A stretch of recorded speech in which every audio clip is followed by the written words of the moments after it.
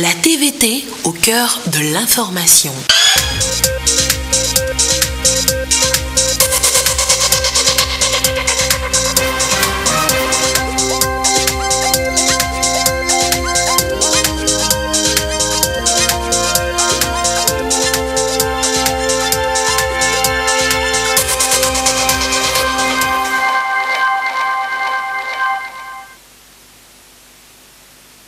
Il est 20h, bonsoir à tous. Dans l'actualité ce lundi, la rentrée scolaire au Togo, ils étaient des milliers d'élèves et écoliers à reprendre ce matin le chemin de l'école à Lomé. Comme à l'intérieur du pays, nous ferons tout à l'heure le tour de certains établissements. Rentrée scolaire 2019-2020, de nouvelles filières introduites dans le système éducatif togolais dès cette rentrée, lesquelles précisément Carmen Madjiakako nous renseigne tout à l'heure. Et puis, début aussi ce lundi du concours d'entrée à IRES-RDEC, une centaine de candidats postulent dans 2 matières. Nous en saurons un peu plus tout à l'heure dans cette édition. Voilà, madame, monsieur, le sommaire, bienvenue. Voici le 20h. Et ça y est, c'est reparti. L'école togolaise a donc réouvert ses portes ce lundi. Une rentrée des classes dans la joie des retrouvailles. Pour beaucoup, le ministre Tairou Bakbieng a invité, vous allez l'entendre tout à l'heure, les élèves à l'assiduité, les enseignants, eux, au courage et à la détermination. Le reportage de Ramdan Bassina. C'est le premier jour des classes et les premières heures de retrouvailles se vivent par ces élèves dans cet établissement. Par petits groupes, on les voit, ils se racontent sans doute leur meilleur moment des vacances. Mais vite, place au travail. Dans cette salle de classe, les choses sérieuses ont débuté.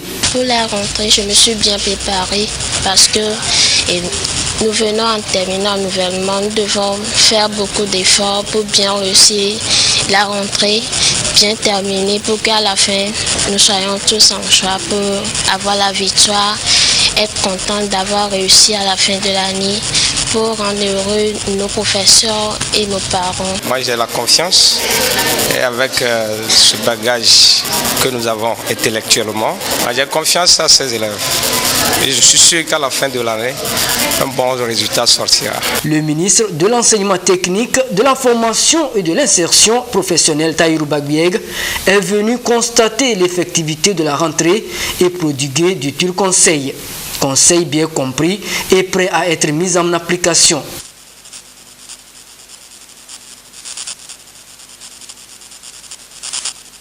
Le ministre nous a visités en classe, il nous a donné des conseils pour la réussite de l'année. Il nous a dit de bien se préparer et mieux travailler en classe. Je compte bien mettre en pratique les conseils. Apprenez bien vos leçons, soyez respectueux. Le pays a besoin de vous, a dit en substance le ministre aux élèves de ces lycées d'enseignement général et technique. À l'heure où le marché de l'emploi est de plus en plus exigeant, il a insisté sur l'adéquation formation-emploi et surtout avec la vision du plan national de développement PND. Nous avons fait le tour des établissements niveau primaire, niveau secondaire et niveau technique. En un mot, la tournée est positive et encourage les apprenants à se mettre au travail. Le message du gouvernement, c'est la détermination de nos enseignants, la détermination de nos apprenants à pouvoir présenter des résultats positifs en fin d'année. L'apport du privé dans la formation des apprenants a été par ailleurs salué. Le gouvernement se dit toujours être à l'écoute de tous les acteurs du secteur éducatif pour une année académique reflétant les efforts déployés à tous les niveaux. Autre constat du bon déroulement de cette rentrée scolaire, direction l'intérieur du pays, la région de la Kara, les savanes tout d'abord. Élèves et enseignants, là aussi, ont tous repris le chemin de l'école. Nestor Mozou, Tchazimna Baga, avec nos bureaux sur place pour le constat. Très bien. Le monde éducatif togolais reprend le chemin de l'école pour 9 nouveaux mois. La rentrée scolaire 2019-2020 est effective conformément aux dispositions prises par le gouvernement et les autorités en charge de l'éducation.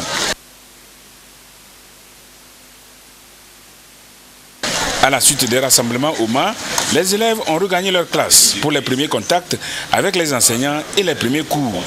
La sérénité se dégage chez bon nombre d'apprenants.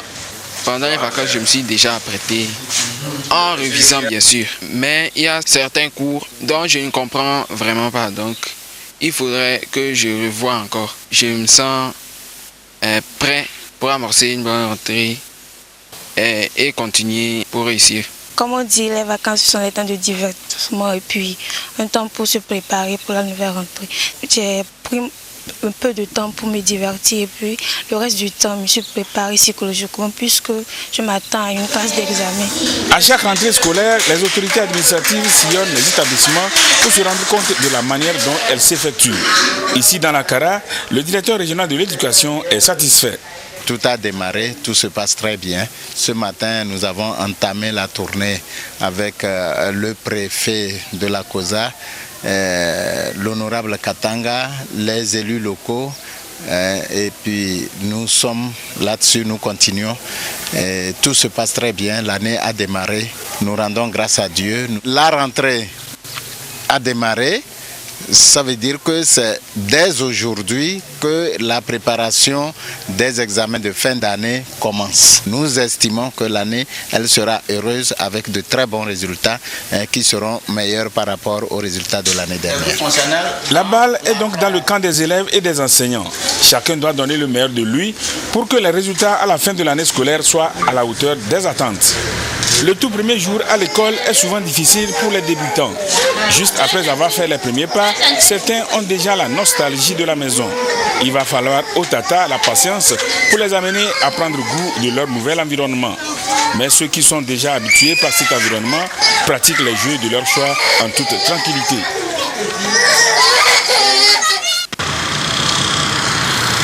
Premier jour de la rentrée scolaire 2019-2020 au CEG d'Aponville. Les élèves sont dans les classes et les enseignants dispensent les premiers cours. Ici, en 3e 2, la leçon inaugurale porte sur le programme des sciences physiques et chimie. Ce matin, je suis très contente de reprendre les classes. Nous sommes en plein cours de sciences physiques. Tous les professeurs sont déjà passés et nous sommes très contents de voir tous nos professeurs en bonne santé. Je promets de bien travailler à la fin de l'année, de bien réussir. Pour s'assurer de l'effectivité de la reprise des cours, le directeur régional de l'éducation Savane a effectué une tournée dans certains établissements. Il était au CEG d'Aponville, puis au complexe scolaire privé laïque Yanfoum. Dans cet établissement, les premières heures de la rentrée sont consacrées à expliquer aux élèves leur contrat de performance. L'enseignant dit aux élèves ce qu'il a à leur apprendre cette année et ce qu'il attend d'eux pour avoir un bon résultat à la fin de l'année scolaire, pour être satisfait et aussi pour que les élèves aussi et les parents et tous les partenaires de l'éducation soient satisfaits des résultats à la fin de l'année. La tournée s'est poursuivie à l'école primaire publique Bojopal et au lycée de Nassablé. Partout où il est passé, le directeur régional de l'éducation a fait le même constat. La rentrée est effective. Tous les élèves sont là, tous les enseignants sont là et les dispositions sont en train d'être prises pour commencer les cours proprement dits.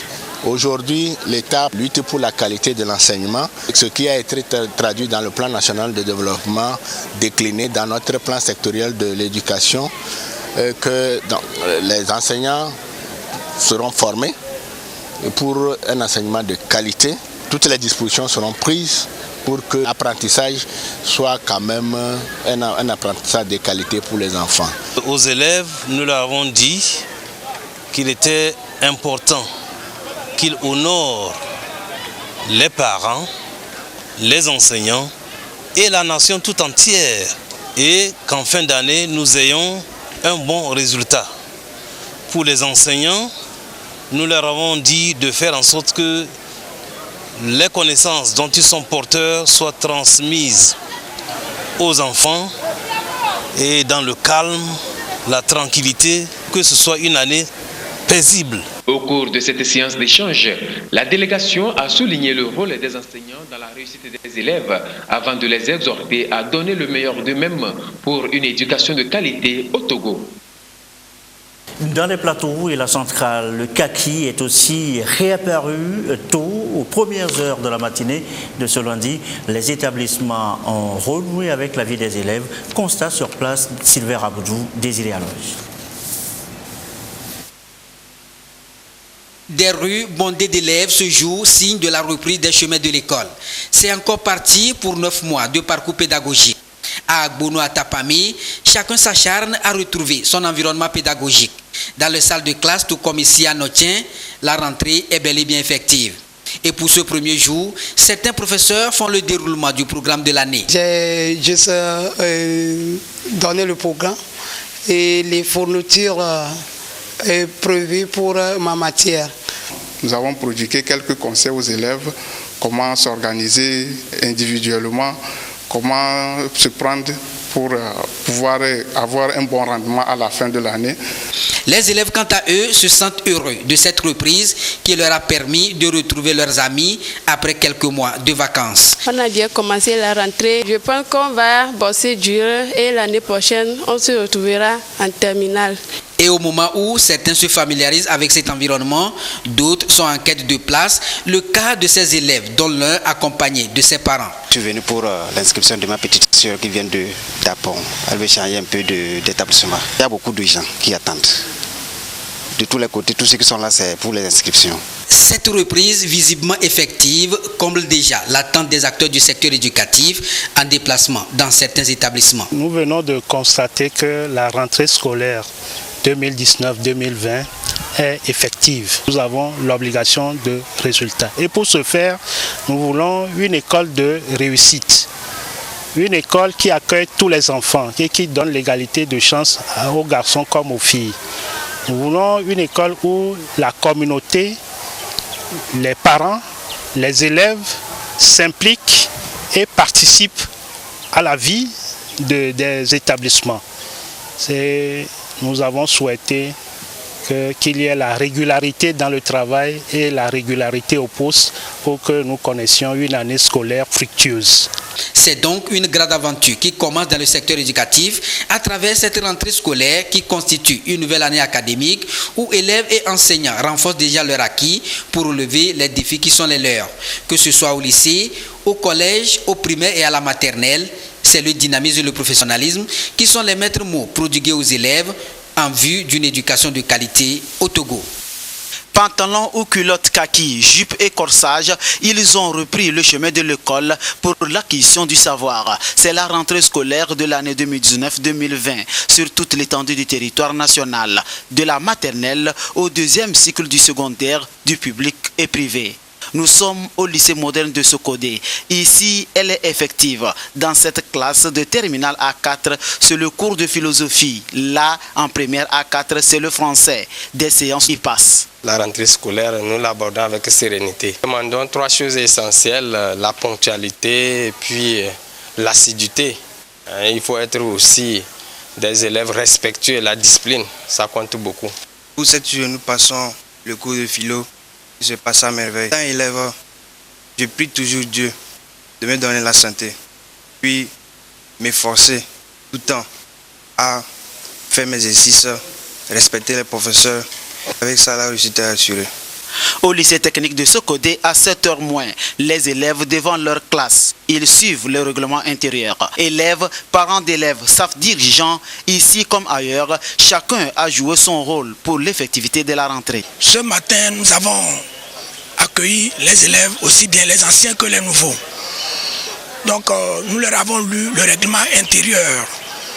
On a mis un accent particulier sur la ponctualité, la tenue et la discipline. Bon, ensuite, nous les avons orientés chacun vers sa salle de classe.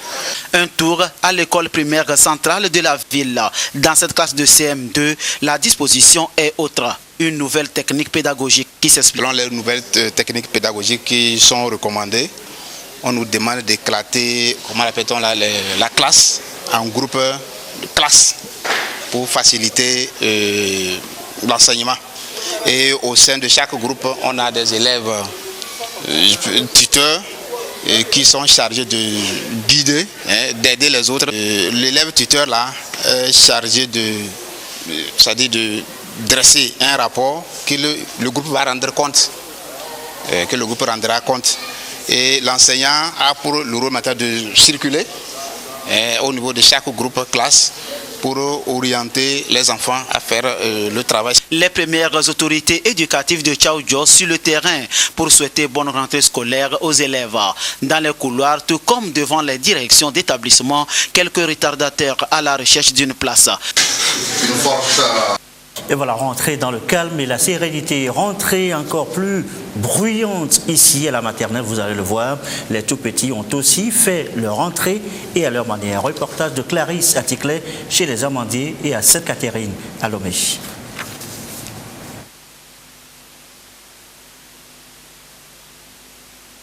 Et voilà, je vous l'annonçais tout à l'heure, une rentrée beaucoup plus bruyante ici à la maternelle. Les tout-petits ont aussi fait de leur côté leur rentrée et à leur manière. Clarisse Aticlet est allée chez les Amandiers et à Sainte-Catherine pour son reportage. Regardez. Des pleurs à n'en point finir. Nous sommes au premier jour de la rentrée des classes au complexe scolaire Les Amandiers. À la session maternelle, la tâche n'est pas du tout aisée pour les jardinières communément appelées Tata dans la gestion des enfants dépaysés.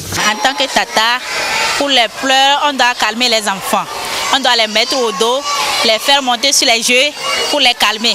Contrairement aux enfants qui ont encore la nostalgie de la maison, le petit Aurélien, amené par sa maman, semble très serein dans son nouvel environnement. Aurélien, il a 3 ans. Il est venu à l'école parce que je me dis que très tôt, quand un enfant vient, il s'habitue d'abord à l'école, il s'habitue à ses amis. Et donc quand il commence déjà très tôt, c'est une classe en fait, c'est pas qu'il va commencer les cours en même temps à écrire et tout ça là, mais c'est une question d'habitude et tout. Donc dès qu'il s'habitue, les autres classes à venir, c'est plus facile. Je lui disais déjà tantôt que tu vas aller à l'école, demain l'école commence. Les chants, les jeux et l'éveil psychologique, bref, tout est mis en place pour permettre aux enfants de s'adapter à ce monde d'apprentissage dont ils font désormais partie. Mandier donne une importance pour les enfants de la maternelle parce que la réussite scolaire commence par la maternelle. On a équipé l'école maternelle avec beaucoup d'espaces de jeux, des jeux mis en place et aussi des salles de classe et tout est mis en place avec une cantine pour que les enfants puissent bien manger et qu'ils aient le goût de l'école dès la maternelle. L'ambiance est la même à l'école maternelle Sainte-Catherine d'Alessandrie, La Joie. Aujourd'hui, nous ouvrons les portes à tous les enfants, à nos petits mignons qui sont déjà là et qui nous donnent la joie. Ce premier jour, c'est pas facile parce qu'il y a les pleurs de gauche à droite et d'autres crient veulent retourner à la maison. Ils ont la fièvre de la maison. Ils ont la nostalgie des parents et c'est pas facile pour nous de les maîtriser. Mais on est arrivé à les maîtriser par les jeux et les petits jouets, les petits cadeaux. Et ils sont calmés, ça va maintenant. Certes, les premiers pas dans le monde scolaire sont difficiles pour ces enfants, mais progressivement et très vite, ils vont s'habituer à cette nouvelle vie. Autre établissement qui a retenu notre attention ce lundi de la reprise des cours, l'école Efata s'est située à Djolé à Lomé. Les élèves là-bas sont des handicapés auditifs. Aux premières heures ce matin, ces élèves ont subi un test pour s'assurer leur rentrée. Le récit de Yasmine Kodia. C'est la reprise des cours à l'école Efata chez les handicapés auditifs. Ici, ils reçoivent le programme normal des cours, mais l'enseignement est basé sur le langage des signes. Monsieur Dinamé est parent d'élèves. Cette année, il change d'établissement à sa fille. Il vient l'inscrire à l'école Efata qu'il juge complet. On était ailleurs et dans une école. À un moment donné, on m'a dit que là-bas, c'est au C2. Du coup, au C2, ça veut dire c'est fini. Par des renseignements, j'ai demandé, on m'a fait savoir que c'est comme ça. Il y a une école qui est à Djolé ici. Bon, et depuis avant-hier, je suis venu voir les directeurs pour que je fasse inscription. J'ai demandé effectivement, on dit qu'il y a le jusqu'à CM2. Aujourd'hui, la rentrée, je me suis dit, je vais l'amener pour qu'on fasse inscription. Je laisse souhaiter tout le monde bonne reprise de classe, que vraiment le bon dîner qu'elle les aide, ils vont évoluer comme les autres. Dans cette école de CM2, les cours ont déjà commencé. Le titulaire de la classe accueille à cœur joie ses nouveaux élèves. Les apprenants sont soumis à un test. À travers cet exercice de calcul, ils sont évalués pour être mieux encadrés. Selon les éducateurs, les effets des vacances restent encore visibles chez certains. C'est la première journée de la rentrée scolaire. Tous les enfants ne sont pas arrivés. Ceux qui sont arrivés, nous venions de faire une évaluation zéro. Nous avons senti les effets des vacances, pensant que nous allons travailler à cela pour améliorer leur travail. Dans cette école, les cours se déroulent normalement. C'est le manque des fournitures chez certains et l'absence de quelques élèves, a laissé entendre le premier responsable de cette école. Ici, il fait le tour des classes pour constater l'effectif des élèves. La rentrée s'est bien passée chez nous à l'école EFATA. Par la grâce de Dieu, nous allons prendre nos dispositions pour démarrer vite les cours, pour pouvoir vite finir le programme. Nous rencontrons des difficultés parce que les parents viennent sans fourniture. Même avec les anciens, ceux qui ont encore des enfants handicapés auditifs à la maison, nous leur disons que l'handicap n'est pas une fatalité, mais c'est un handicap, on peut le surmonter. Donc nous les invitons de venir inscrire leurs enfants. L'école EFATA dispose d'une cantine et assiste les enfants malentendants. Elle accueille les enfants handicapés auditifs du CI au CM2 depuis 1976 dans le quartier Djidjolé à Lomé. Coup de projecteur également sur une autre catégorie d'élèves, les malades mentaux. Une attention particulière leur est accordée. Nous avons suivi leur entrée ce matin dans plusieurs centres émouvants. Regardez. Ils ont repris le chemin des classes, tout comme les autres apprenants. Sur le visage de ces enfants qui présentent des troubles psychiques se dégage une joie, celle de revoir leurs camarades et enseignants après 2 mois de séparation. Les premières heures de la rentrée à l'envol Hanukopé sont consacrées à l'entretien des lieux. Aujourd'hui, nous sommes contents d'avoir commencé la rentrée. J'ai revu mes amis et mes enseignants. Je suis content, j'ai mes amis. Très tôt le matin, il s'est réveillé pour se préparer. Il a même annoncé à tout le monde dans le quartier qu'il va commencer la rentrée. Il est tellement content d'aller à l'école comme tous les autres enfants. Kosiwa a porté son choix sur cette école spécialisée pour sa fille. Pour elle, c'est ici, dans cet institut médico-psycho-pédagogique IMPP L'Envol, qu'elle pourra être bien à l'aise et développer des aptitudes devant corriger ses troubles de langage. Un mal que la directrice prend soin d'examiner pour une éducation adaptée à la maladie de l'enfant. L'année passée, on l'avait inscrit dans une école normale.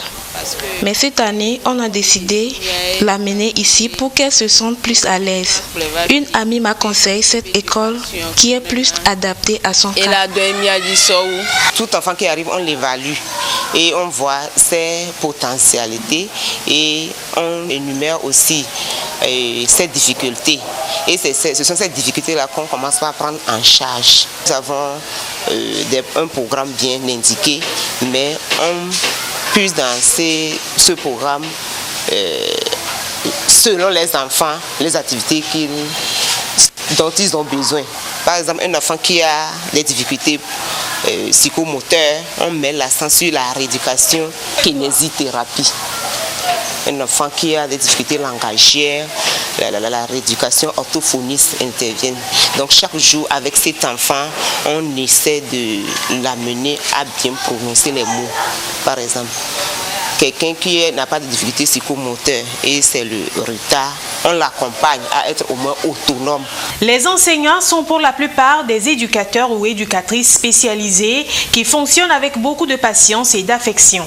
Chaque enfant avec son handicap est donc un objectif à atteindre pour chacun d'entre eux. Et ils sont prêts à tout pour la réussite de ces enfants. Nous sommes contents ce matin de retrouver nos enfants en bonne santé d'abord.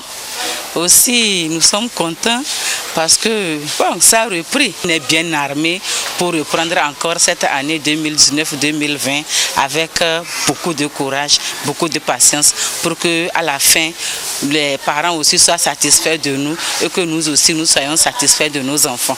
La joie qui nous anime, c'est que beaucoup ont gardé ce qu'ils ont appris. On va tabler sur ce qu'ils connaissent déjà pour pouvoir avancer parce qu'on a des objectifs pour chacun. Ce que nous appelons le projet éducatif individuel. Chaque enfant avec un carnaval d'éducation. Donc on va revoir ça, réactualiser.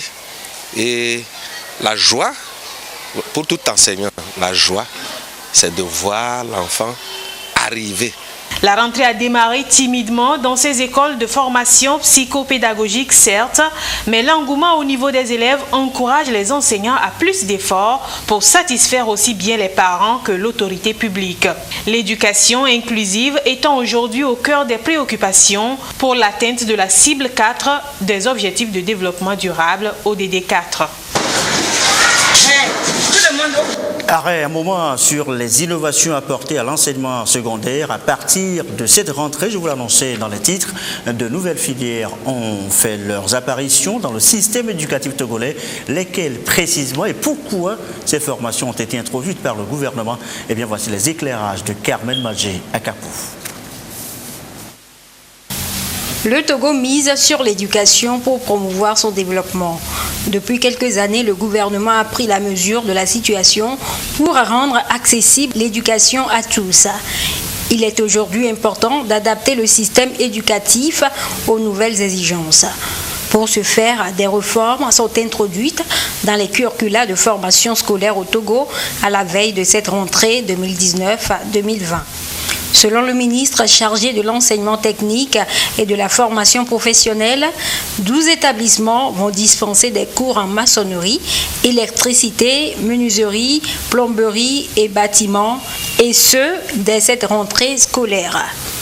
La révision systématique des curricula des séries industrielles E, F1, F2, F3, F4 et TI dans l'enseignement technique et la formation professionnelle et le maintien du rythme actuel d'innovation et de rénovation des programmes dans les collèges. Le gouvernement envisage l'amélioration de l'employabilité des jeunes en utilisant les méthodes d'apprentissage innovantes et en lien avec les besoins en compétences du marché du travail.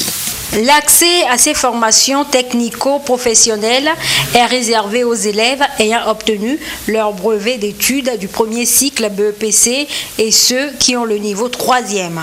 L'ajout de ces nouvelles filières est une manière pour le gouvernement d'ajuster des offres de formation scolaire au plan national de développement PND 2018-2022.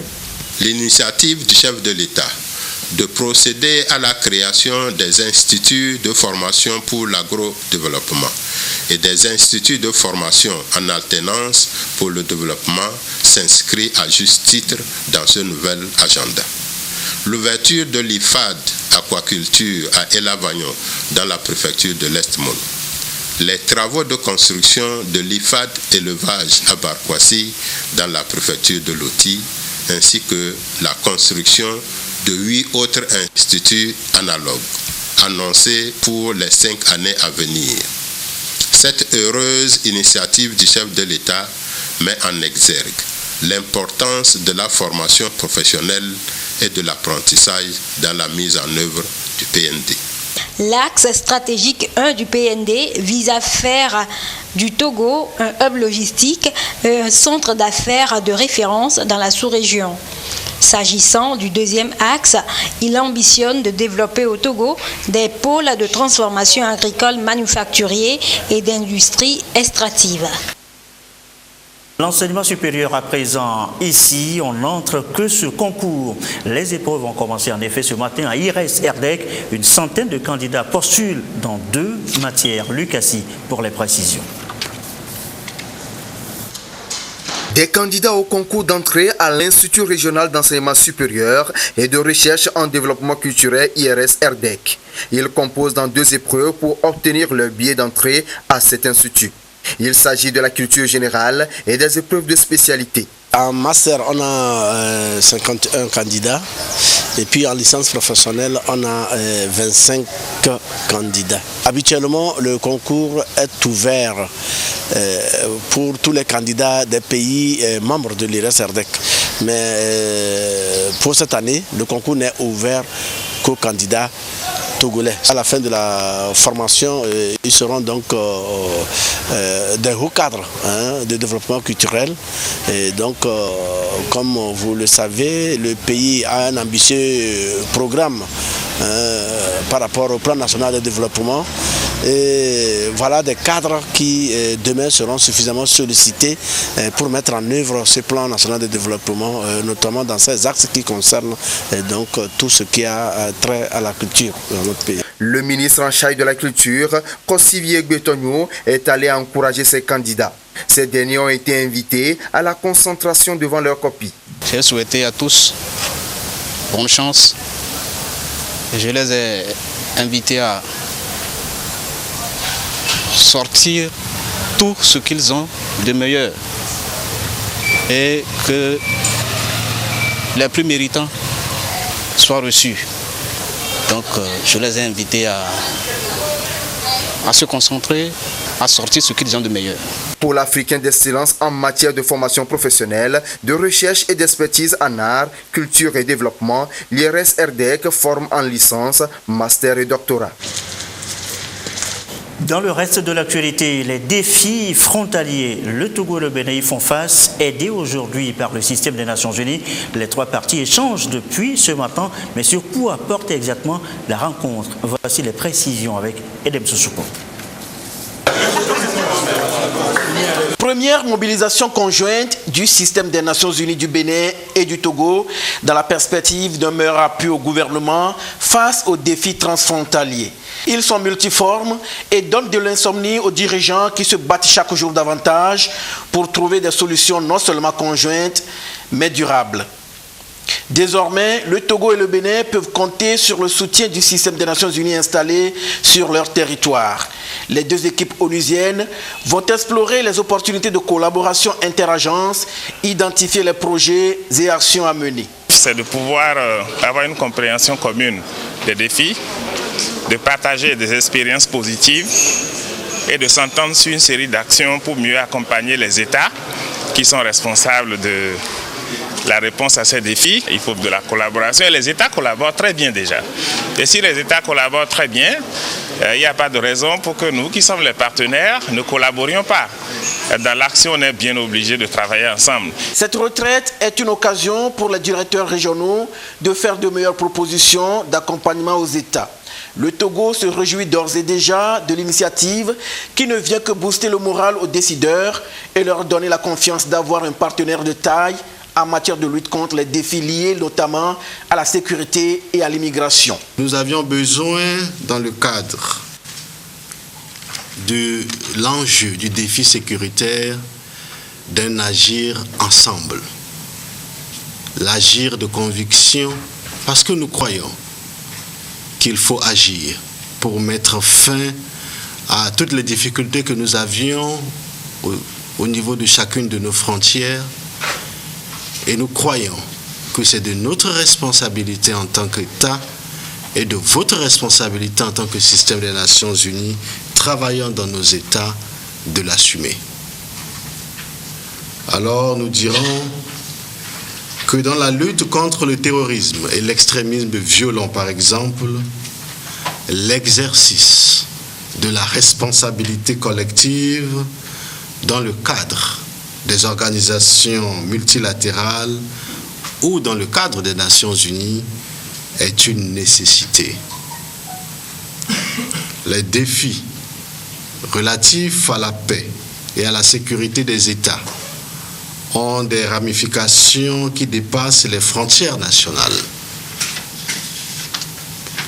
Le danger étant transnational ou transfrontalier, la riposte doit l'être aussi, et ceci dans le cadre des institutions internationales, ceci dans le cadre des Nations Unies que vous représentez. Le système des Nations Unies du Bénin et celui du Togo vont également partager les bonnes pratiques pour renforcer la mise en œuvre de l'agenda 2030 pour le développement en lien avec les priorités nationales dans les deux pays.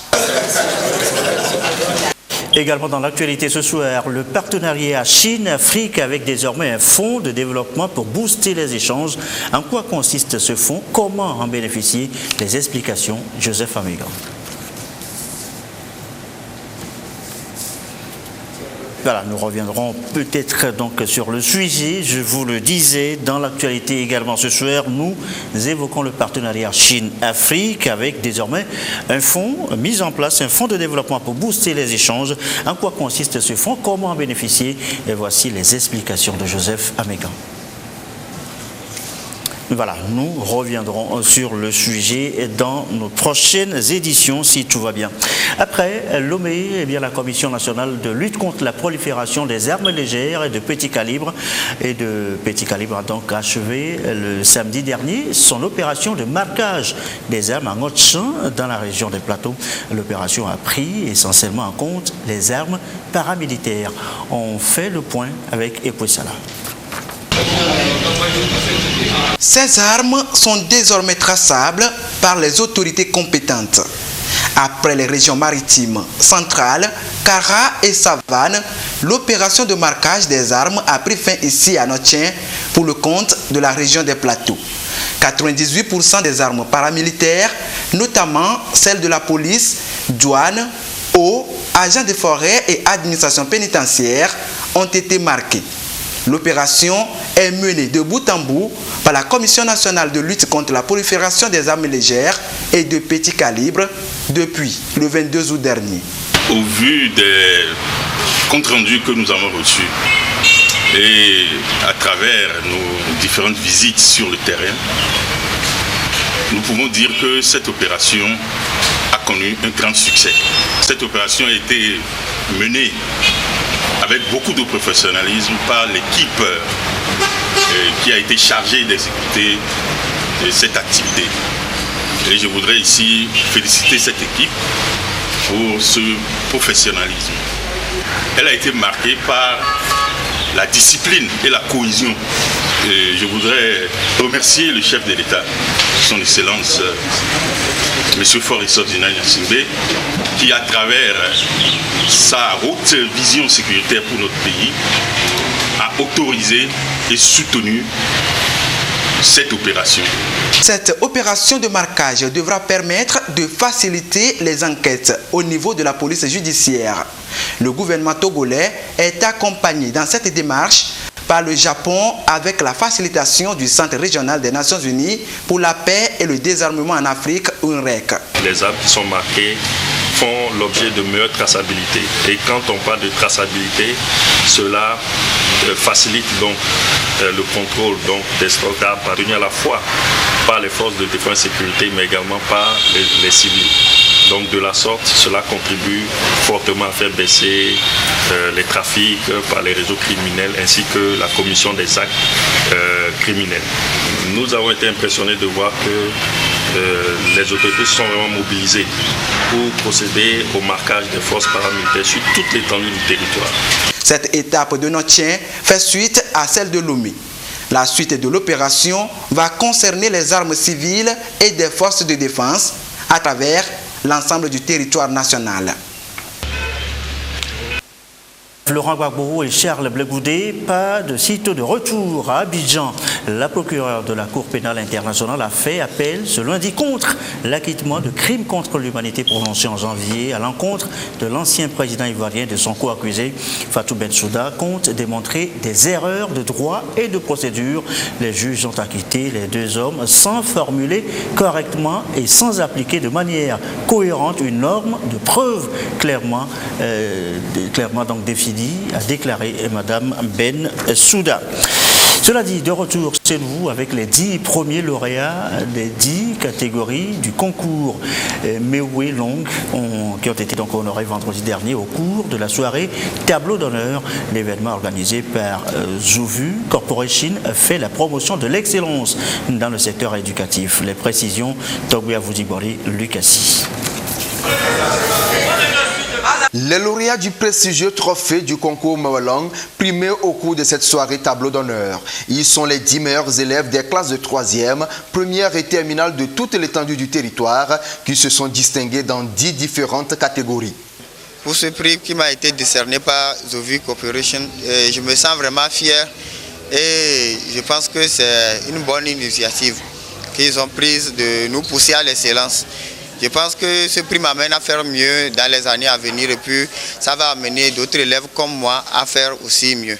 La soirée a permis également de primer les gagnants du concours Jeux Assa, dont la catégorie dessin a rendu hommage à l'artiste Jimmy Hope décédé le 5 août dernier.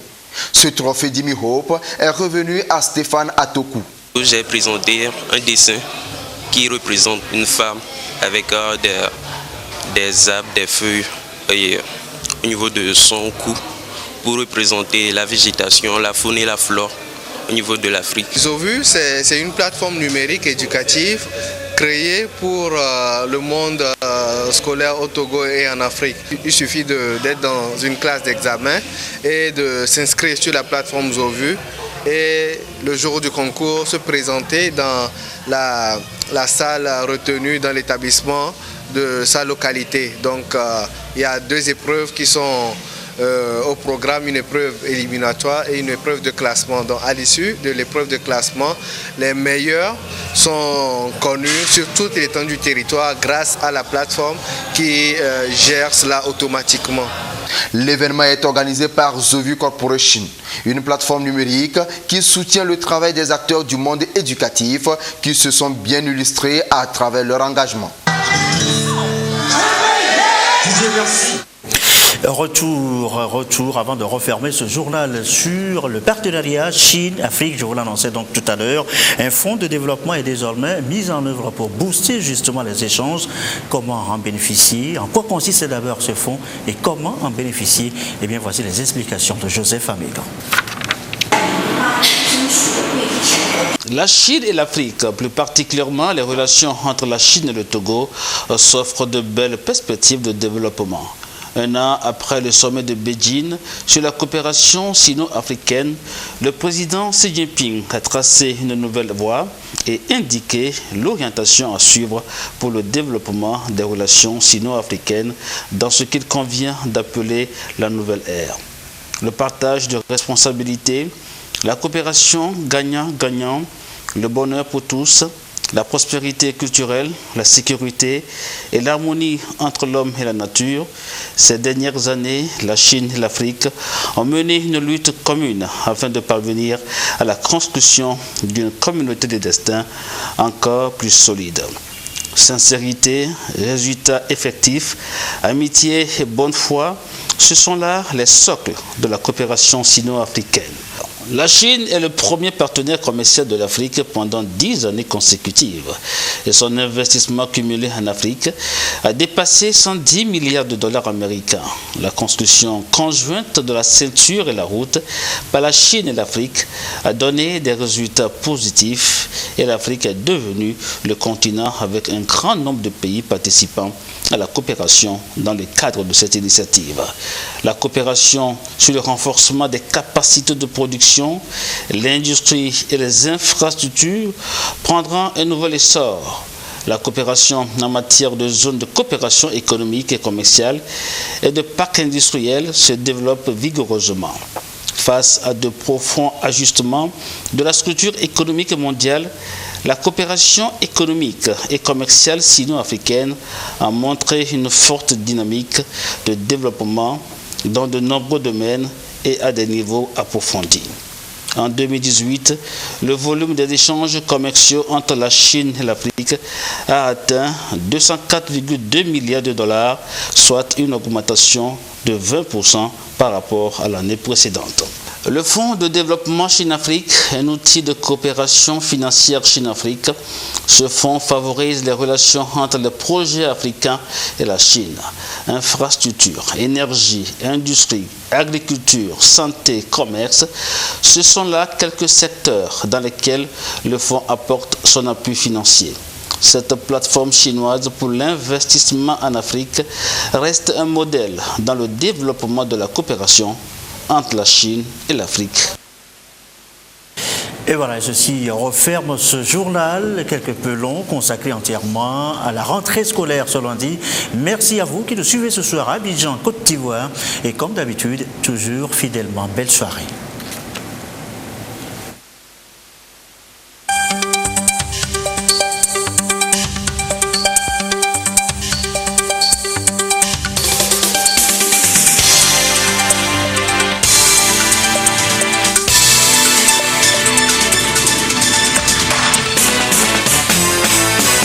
La TVT au cœur de l'information.